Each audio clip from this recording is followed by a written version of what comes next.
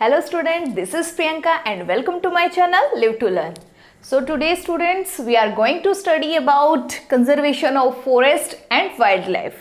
लेकिन उससे पहले आपको पता है ना क्या करना है? बिल्कुल, तो जल्दी से चैनल को सब्सक्राइब कर दो अगर अभी तक आपने मेरे चैनल को सब्सक्राइब नहीं किया है, और प्लीज़ बेल आइकन को प्रेस कर दो। तो शुरू करें? ओके, तो इससे पहले वाली वीडियो में हमने डिफोरेस्टेशन के बारे में पढ़ा बेटा, और डिफोरेस्टेशन के कॉजेज और उसके क्या कॉन्सिक्वेंसेज होते हैं उनके बारे में हमने देखा। अब जब हम डिफोरेस्टेशन के बारे में पढ़ रहे हैं तो सबसे मेन कॉजेज होता है हमारी वाइल्ड लाइफ, क्योंकि डिफोरेस्टेशन का मतलब क्या है कि लगातार एक लार्ज संख्या में जब हम पेड़ों को काटते चले जाते हैं तो उसको डिफोरेस्टेशन कहते हैं, और इसका सबसे ज़्यादा इफेक्ट पड़ता है हमारी वाइल्ड लाइफ पे, यानी कि उनका शेल्टर तो छिन रहा है, और जब किसी का घर ही नहीं रहेगा तो वो एनिमल्स कहाँ रहेंगे। तो जब फॉरेस्ट ऐसे ही लार्ज संख्या में कटते रहे, बड़ी संख्या में कटते रहे, तो शेल्टर खत्म हो जाएगा वाइल्ड लाइफ का, और उनकी संख्या कॉन्टिन्यूस डिमिनिश्ड होती जा रही है। तो अब गवर्नमेंट ने उनके प्रोटेक्शन के लिए कुछ रूल्स निकाले, कुछ लॉज बनाए, और उनको कंजर्व करने के कुछ तरीके देखे। तो उनमें से हम आज दो अप्रोचेस के बारे में पढ़ेंगे। First one is the in situ conservation, in situ conservation,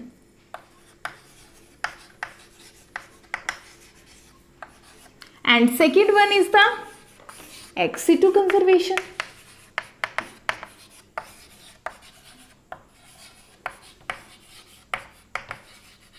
अब जो इन सीटू कंजर्वेशन है, इन सीटू का मतलब क्या है, यानी कि उसी के नेचुरल हैबिटेट में किसी भी एनिमल्स को प्रोटेक्ट करना on site, means on site, जो भी साइट है वहीं पर। और वहीं का क्या मतलब, अगर कोई एनिमल जहां जंगल में रह रहा है तो मतलब उसी को उसी के नेचुरल हैबिटेट में प्रोटेक्ट करना is the in situ conservation.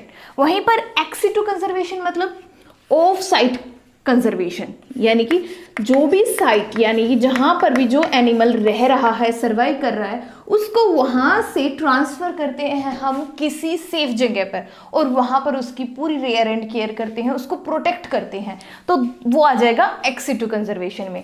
अब हम इन सीटू और एक्स सीटू को डिटेल से पढ़ेंगे, इसमें कौन सी स्पीसीज को कंजर्व किया जाता है। तो पहले हम देखेंगे इन सीटू कंजर्वेशन। अगर हम इन सीटू कंजर्वेशन की बात करें तो इन सीटू मतलब ऑन साइट कंजर्वेशन हमने पढ़ा, ऑन साइट कंजर्वेशन। तो ऑन साइट कंजर्वेशन में मतलब the endangered species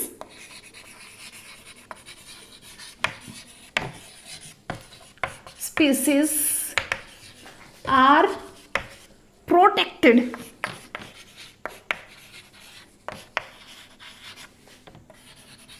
in their natural habitat,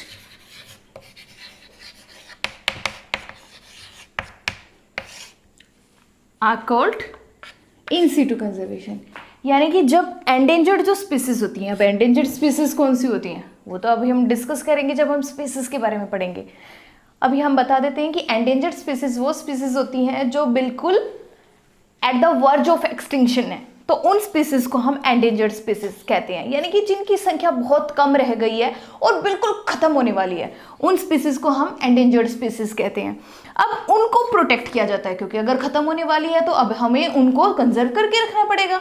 तो उस केस में हम इन सीटू कंजर्वेशन कहते हैं, यानी कि अगर हम उनको उन्हीं के नेचुरल हैबिटेट में उनको प्रोटेक्ट करते हैं, तो इन एंडेंजर्ड स्पीसीज को उनके नेचुरल हैबिटेट में ही प्रोटेक्ट किया जाता है। अब नेचुरल हैबिटेट में प्रोटेक्ट कैसे करते हैं, तो उसके लिए कुछ लॉज बनाए गए हैं, यानी कि जो एरिया कंजर्व किया जाता है, जिस भी स्पीसीज के लिए उसको कंजर्व किया जाता है, उसमें उनको प्रोटेक्ट किया जाता है फ्रॉम देयर प्रीडेटर्स। अब प्रीडेटर्स क्या होते हैं, शिकारी, यानी कि ऐसे एनिमल्स को जिनकी संख्या पहले ही कम है, अगर उनका शिकार कॉन्टिन्यूस होता रहा तो वो तो डिमिनिश्ड हो जाएंगे, खत्म हो जाएंगे, एक्सटिंक्ट हो जाएंगे। तो उन एनिमल्स को प्रोटेक्ट किया जाता है फ्रॉम देयर प्रीडेटर्स। और सेकंड, उनका जो हैबिटेट है, नेचुरल जो हैबिटेट है, उसको भी प्रोटेक्ट किया जाता है, यानी कि वहां किसी को इंटरफेयर नहीं करने देते। कुछ लॉज एंड रेगुलेशन के थ्रू उन एनिमल्स को उनके नेचुरल हैबिटेट में ही प्रोटेक्ट करके रखा जाता है, और इस प्रोटेक्शन को हम कहते हैं in situ conservation, means on site conservation. Okay, तो next one is the ex situ conservation. What is ex situ conservation?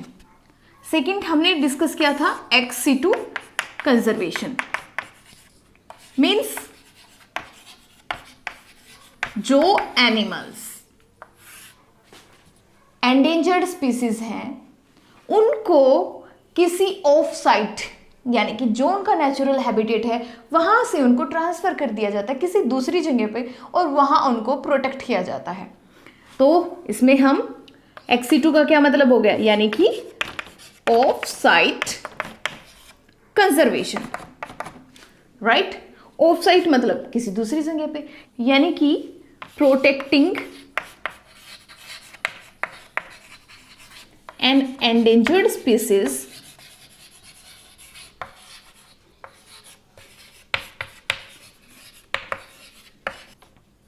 outside its natural habitat।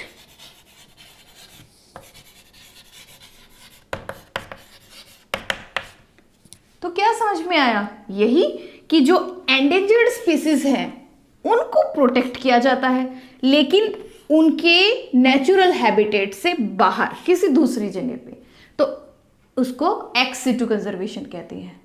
उनको ट्रांसफर कर दिया जाता है किसी सेफ जगह पे और वहीं पर उनकी रेयरिंग एंड केयरिंग की जाती है, तो इस प्रोसेस को एक्स-सिटू कंजर्वेशन कहते हैं। अब इसके एग्जाम्पल हो गए लाइक जू एंड बोटेनिकल गार्डन। तो यहां तो हमने इसके एग्जाम्पल देख लिए, लेकिन इन सिटू जो कंजर्वेशन है, क्या आप मुझे उसके एग्जाम्पल बता सकते हो? बिल्कुल सही सोचा आपने। Like national park, wild life century and biosphere reserves, जो ये प्रोटेक्टेड एरियाज होते हैं ये इन सिटू कंजर्वेशन में आते हैं, और वहीं पे जो जू बोटेनिकल गार्डन होते हैं वो एक्स सिटू कंजर्वेशन में आते हैं। तो ओके, अब इन सिटू कंजर्वेशन और एक्स सिटू कंजर्वेशन तो हमने पढ़ लिया, लेकिन अब हम इन सिटू कंजर्वेशन के जो एग्जाम्पल हैं like national park, wild life century और बायोस्फीयर रिजर्व हैं, तो सारे कंजर्व्ड एरिया ना, यानी कि इनमें होता क्या है, मेनली फोकस होता है conservation of the wild life. तो फिर इनको 3 नाम्स में क्यों बांटा, ये तो आपने सोचा होगा। तो चलो डाउट को क्लियर करते हैं कि इनको 3 कैटेगरीज में क्यों बांटा। तो इनमें कुछ ना कुछ कॉमन डिफरेंस तो है ना, उसी डिफरेंस को अभी हम देखते हैं कि national park, wild life century and biosphere reserve में डिफरेंस क्या है। तो सबसे पहले हम डिस्कस करते हैं नेशनल पार्क के बारे में। नेशनल पार्क हम किसको कहते हैं? अब पार्क तो आपके घर के आसपास भी होंगे ना, जहां पर आप रहते हो आपके साइड में भी पार्क होते हैं, तो क्या वो नेशनल पार्क उनको कहा जाता है? क्या वो नेशनल पार्क होते हैं? कभी नहीं सुना होगा कि हमारे घर के साइड में जहां आप लोग खेलने जाते हो कि वो नेशनल पार्क है। फिर ऐसे कौन से पार्क होते हैं जिनको नेशनल पार्क का नाम दिया गया है? तो बेटा ऐसे पार्क जो कि ऑन्ड होते हैं और प्रोटेक्टेड की जाती है उसमें कुछ स्पीसीज, और उनको प्रोटेक्शन का काम कौन करता है? जो नेशनल गवर्नमेंट होती है वही ओन्ड होती है। तो the area owned and protected by national government for conservation of plant and animal, such areas are known as national park। means area owned and protected by national government for the conservation of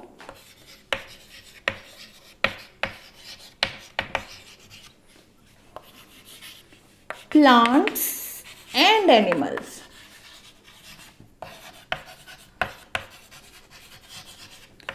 such area known as national park।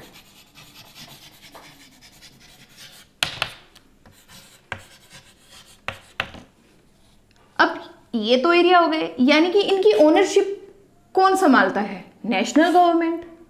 और उसमें क्या protect किया जाता है? Plants और animals को protection दी जाती है, कुछ रूल्स बनाए जाते हैं, और ऐसे एरिया को हम नेशनल पार्क कहते हैं। लेकिन हर कोई पार्क तो नेशनल पार्क नहीं कहा जाता ना, क्यों? क्योंकि इनका जो एरिया होता है वो डिफाइंड होता है। हमारे घरों के आसपास जो पार्क होते हैं वो एरिया में बहुत छोटे होते हैं, तो इनमें जो होता है, जो कंडीशंस है, तो उसके लिए कम से कम 1000 hectare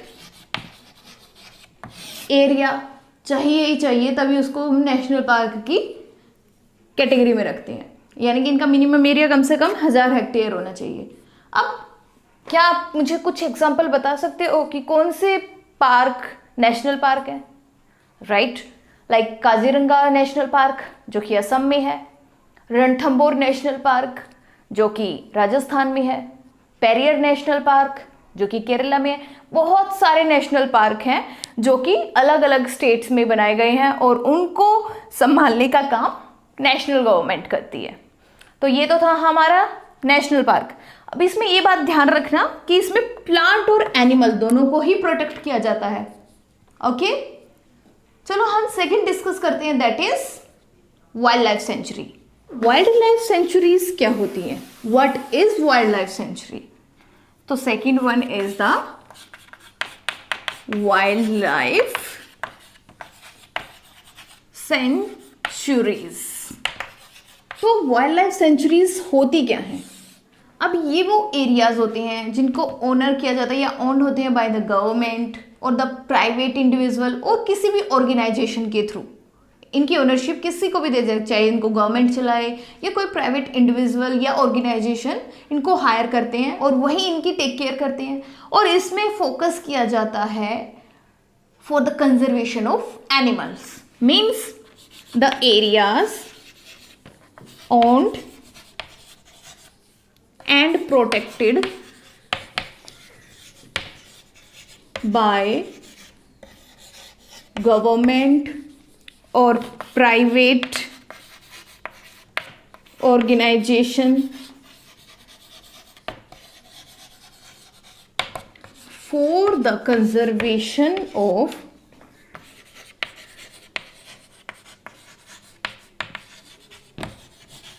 animals. Such area known as wildlife sanctuaries. तो इनकी ओनरशिप किसके पास गई? चाहे तो गवर्नमेंट इनको संभाले या कोई भी प्राइवेट ऑर्गेनाइजेशन इनको संभाले। जो मेन फोकस होता है वो एनिमल्स की प्रोटेक्शन पे होता है। तो इसमें एनिमल्स को कंजर्व करके रखा जाता है, उनकी संख्या कम ना हो उसके लिए लॉज बनाए जाते हैं। तो ऐसे प्रोटेक्टेड एरियाज को हम वाइल्ड लाइफ सेंचुरीज कहते हैं। तो अब जब हमने नेशनल पार्क के बारे में पढ़ा और वाइल्ड लाइफ सेंचुरीज के बारे में पढ़ा तो दोनों ही प्रोटेक्टेड एरियाज हैं, लेकिन इनमें मेन डिफरेंस क्या है? तो अब हम इसके डिफरेंस को स्टडी करेंगे कि what is the difference between the national park and the wild life sanctuaries. Okay बेटा, there are some differences between the wild life sanctuaries and national park. तो वाइल्ड लाइफ सेंचुरी सबसे पहले हमने पढ़ा था कि जो एरियाज होता है वो गवर्नमेंट या प्राइवेट ऑर्गेनाइजेशन उसको हायर करती है और उसको प्रोटेक्ट करती हैं। वहीं पर अगर नेशनल पार्क की बात करें, क्योंकि नेशनल नाम में है तो उसको नेशनल गवर्नमेंट ही ऑनरशिप होती है, नेशनल गवर्नमेंट के पास उसकी ऑनरशिप होती है और वही उसको संभालती है। Next, there are no physical boundaries to restrict public access.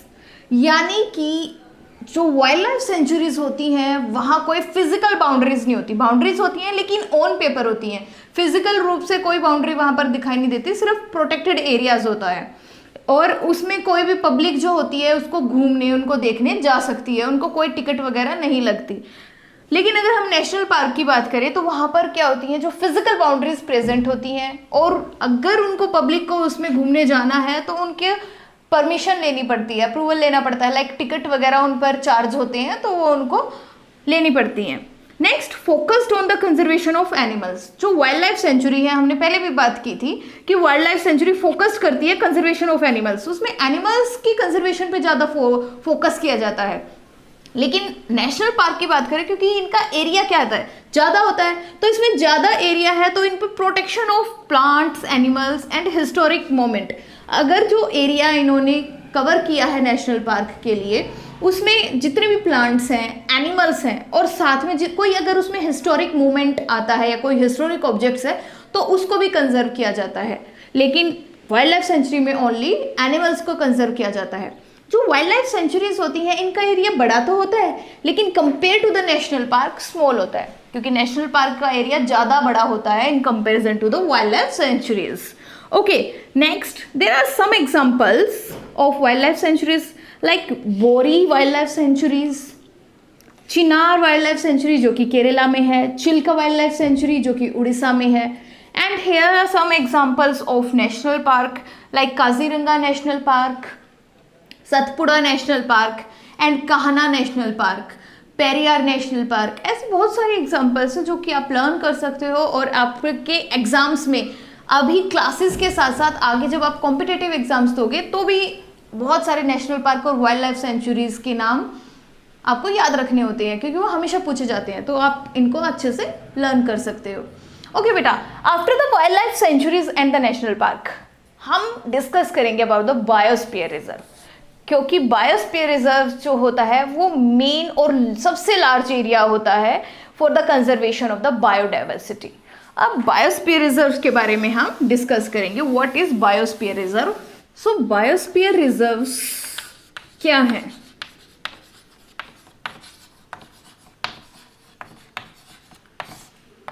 ये लार्ज प्रोटेक्टेड एरियाज होते हैं, protected large areas of natural habitat.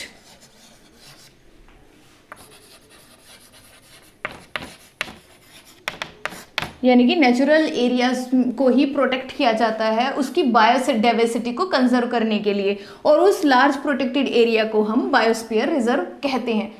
जो बायोस्फीयर रिजर्व्स होते हैं वो इतने लार्ज होते हैं कि उनके अंदर दूसरे जो प्रोटेक्टेड एरियाज होते हैं वो भी उसी में शामिल होते हैं। जैसे कोई एक बायोस्फीयर रिजर्व है, उसके अंदर कुछ नेशनल पार्क और कुछ वाइल्ड लाइफ सेंचुरी भी हो सकती हैं। लाइक अगर हम एग्जांपल देखें पंचमढ़ी बायोस्फीयर रिजर्व का, जो कि मध्य प्रदेश में है। पंचमढ़ी बायोस्फीयर रिजर्व में 2 वाइल्ड लाइफ सेंचुरी और 1 नेशनल पार्क है, जिसमें सतपुड़ा नेशनल पार्क और 2 वाइल्ड लाइफ सेंचुरी जो कि हैं बोरी wild life century and Pachmarhi wild life century.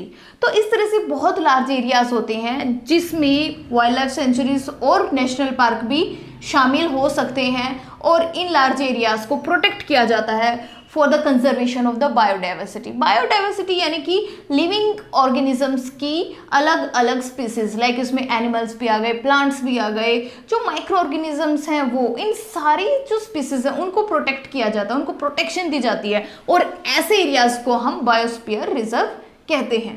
आप लोगों ने 2 टर्म सुने होंगे, that is flora and fauna. अब फ्लोरा एंड फ्यूना है क्या? तो first one is flora and second one is fauna. तो फ्लोरा जो होते हैं, फ्लोरा डिनोट करता है प्लांट्स को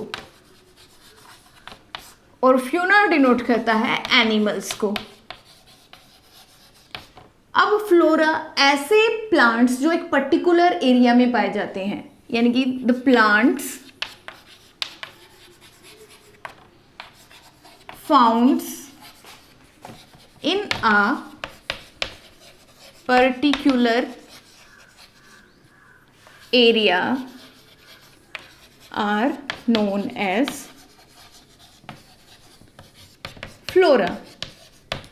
वहीं पर the animals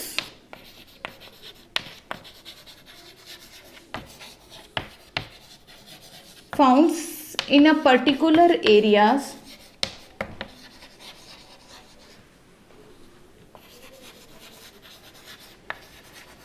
are known as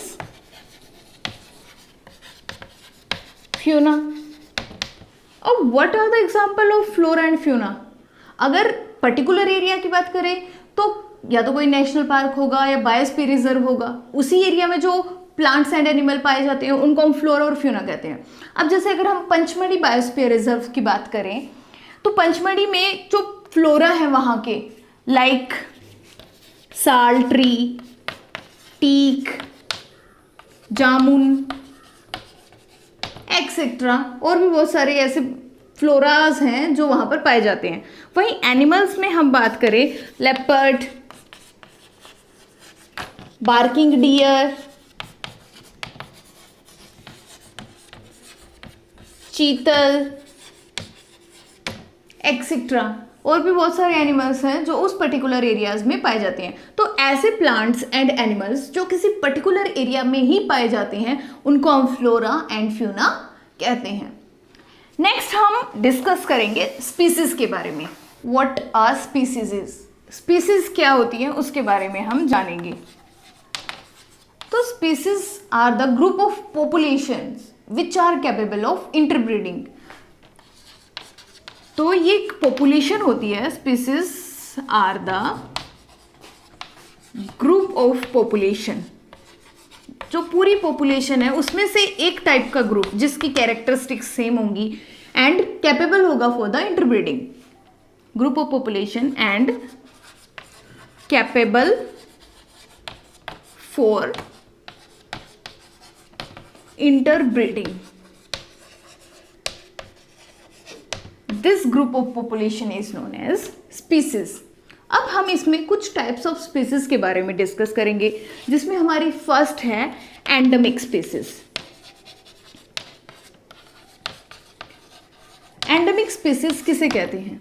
endemic species बेटा वो स्पीसीज होती है जो किसी पर्टिकुलर एरिया में पाई जाती हैं, उन स्पीसीज को हम एंडेमिक स्पीसीज कहते हैं।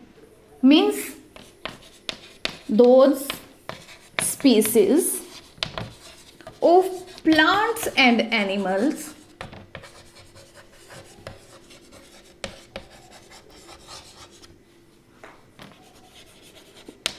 which are found exclusively in a particular area। तो ऐसी स्पीसीज को हम एंडेमिक स्पीसीज कहते हैं, यानी कि वो प्लांट एंड एनिमल्स की स्पीसीज जो किसी पर्टिकुलर एरिया में ही पाई जाती हैं, उसे उस एरिया की एंडेमिक स्पीसीज कहा जाता है। लाइक एग्जाम्पल में हमने देखा कि जो पर्टिकुलर एरिया में फ्लोरा और फ्यूना पाए जाते हैं, तो वही फ्लोरा और फ्यूना क्या है? स्पीसीज है। तो उसमें जो हमने पर्टिकुलर पंचमरी एरिया की जो हमने बात की थी, उसमें जो प्लांट्स एंड एनिमल पाए थे like sal trees, teak trees, mango, jamun, these are the endemic species of the Pachmarhi biosphere reserve. वहीं पर एनिमल्स के कुछ एग्जांपल थे like leopards, chital, barking deer. तो दीज इसमें से हम कोई भी इसके एग्जांपल लिख सकते हैं like mango,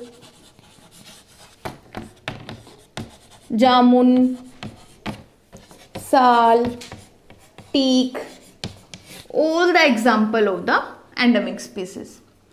After the endemic species, there are one more category of the species, that is endangered species. तो endangered species कौन सी होती है?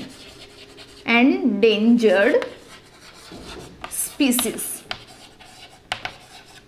तो बेटा endangered species are those species which are facing the extinction, यानी कि जो बिल्कुल at the verge of the extinction है।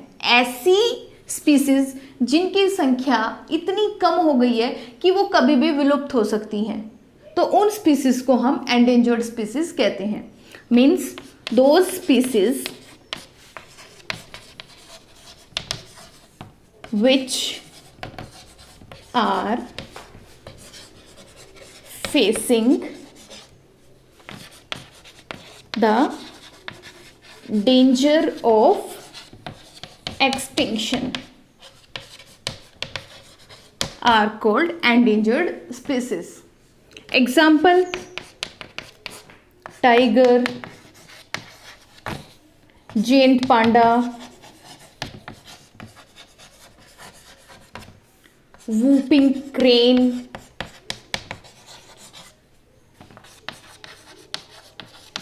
gorilla. So these are some example of endangered species, यानी कि इनकी संख्या इतनी कम है कि ये कभी भी खत्म हो सकते हैं, इसलिए इनको प्रोटेक्ट किया जा रहा है इन कंजर्व्ड एरियाज में। Okay, next species is extinct species. Extinct species क्या है? Third one is extinct species.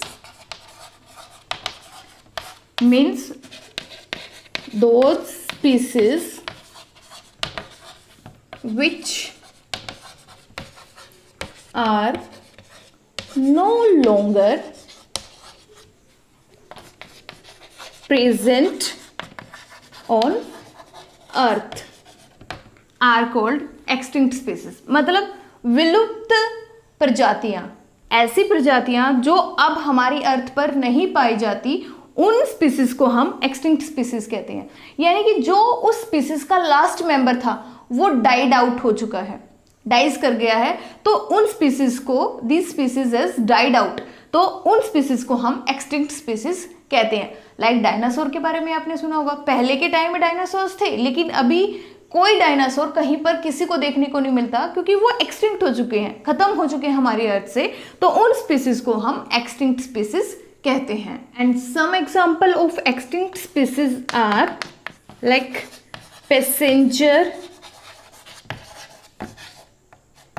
Pigeon, Tasmanian tiger,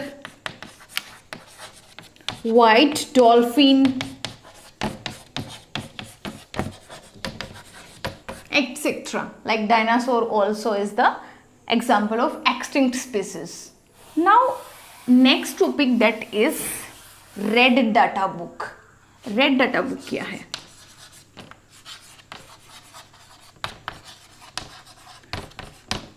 तो बेटा red data book is the source book which keeps the record of all endangered plant and animal. Means it is the source book which keeps the record of all endangered plants and animals is called red data book। यानी कि एक ऐसी book है जिसमें जितनी भी अर्थ पे endangered plant और एनिमल की स्पीसीज हैं उसमें उन सब के नेम लिखे हुए हैं ताकि उनको एक्सटिंक्ट होने से बचाया जा सके। तो उस बुक को हम रेड डाटा बुक कहते हैं। After the red data book we will study about the migratory bird. Migratory bird क्या होती है या माइग्रेशन किसे कहते हैं? Migratory birds. माइग्रेटरी बर्ड्स वो बर्ड्स होती हैं जो एक लार्ज डिस्टेंस को कवर करके अपने नेटिव प्लेस से किसी दूसरे लैंड पर जाती हैं, उनको हम माइग्रेटरी बर्ड्स कहते हैं। Means those birds who covers long distances to reach another land are called migratory birds। अपने नेटिव प्लेस से एक लंबा डिस्टेंस तय करके किसी दूसरे लैंड पे जाती हैं बिकॉज ऑफ क्लाइमेटिक कंडीशंस और for laying the eggs, for the breeding purpose और फॉर इंजॉय द समर। तो सबसे ज़्यादा जो मेन फोकस होता है वो होता है इनका फॉर ब्रीडिंग पर्पस, क्योंकि जो इनका नेटिव प्लेस होता है वहाँ का जो एनवायरनमेंट होता है बहुत ज़्यादा कोल्ड होता है, तो उस एरिया में वो ब्रीड नहीं कर सकती या एग्स को ले नहीं कर सकती। तो फॉर द ब्रीडिंग पर्पस उनको एक लॉन्ग डिस्टेंस कवर करके किसी दूसरी जगह पे जाना पड़ता है फॉर द ब्रीडिंग पर्पस। तो इस क्लाइमेटिक चेंज की वजह से जो बर्ड्स एक प्लेस से दूसरी प्लेस पर ट्रांसफ़र होते हैं उसको हम माइग्रेटरी बर्ड्स कहते हैं, और जो ये ट्रांसफ़र है वन प्लेस टू अनदर इसको हम माइग्रेशन कहते हैं। Means periodical movement of a species from their native place to other place, उसको हम क्या कहते हैं? उसको हम कहते हैं माइग्रेशन। तो next is what is recycling of paper. और जो रिसाइकलिंग ऑफ पेपर है वो क्यों नेसेसरी है, क्यों जरूरी है recycling of paper? Recycling of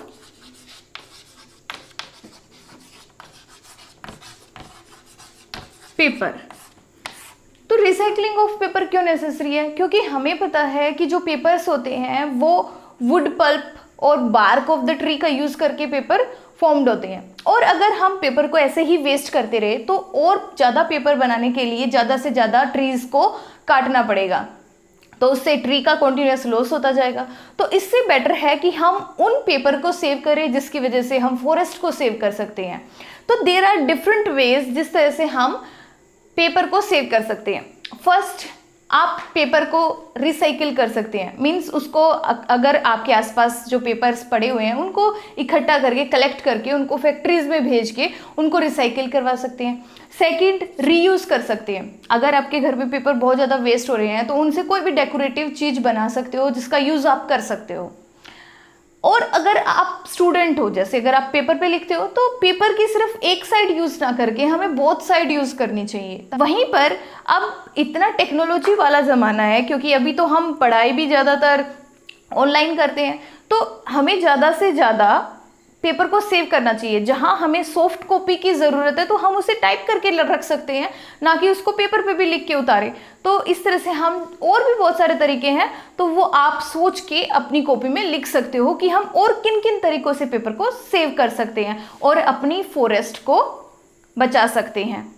okay student, after the recycling of paper, next topic is reforestation. अब बेटा आपने डिफोरेस्टेशन के बारे में तो पढ़ा था, यानी कि जब हम पेड़ों को लगातार काटते चले जाते हैं तो वो डेजर्ट में चेंज हो जाते हैं, जो कॉज करते हैं डेजर्टिफिकेशन। लेकिन what is reforestation? Means reforestation is restocking of destroyed forests by planting new trees is called reforestation। यानी कि जो फॉरेस्ट टोटली डिस्ट्रॉय हो चुके हैं उनको दोबारा से एक बड़ी संख्या में प्लांटिंग करके, पौधे लगा करके उनको दोबारा से हरा भरा करना, उसको हम कहते हैं रिफॉरेस्टेशन। और इस तरह से आप अपने एनवायरनमेंट को भी सेफ रख सकते हैं। तो बच्चों, इस चैप्टर में हमने अपने एनवायरनमेंट, अपने एटमॉस्फेयर के बारे में बहुत कुछ जाना कि कैसे हम अपने एनवायरनमेंट को सेफ कर सकते हैं और उसके लिए हम अपने आप से क्या कंट्रीब्यूट कर सकते हैं। तो इसके बाद आपको एक काम तो ज़रूर करना पड़ेगा कि अपने घर के आसपास कम से कम एक प्लांट हर एक बच्चे को लगाना पड़ेगा, जिससे आप खुद के साथ साथ अपने एनवायरनमेंट को भी सेफ रख सकते हो। होप सो कि आपको अच्छे से समझ में आया होगा। ओके बच्चों, तो प्लीज़ वीडियो को लाइक करो और इसको ज़्यादा से ज़्यादा शेयर करो अपनी दूसरे फ्रेंड्स के पास, ताकि दूसरे बच्चे भी वीडियो का बेनिफिट ले सकें और अच्छे से इस चैप्टर को समझ सकें। ओके स्टूडेंट्स, तो मिलते हैं नेक्स्ट वीडियो में विद अ न्यू और इंटरेस्टिंग टॉपिक। Thank you.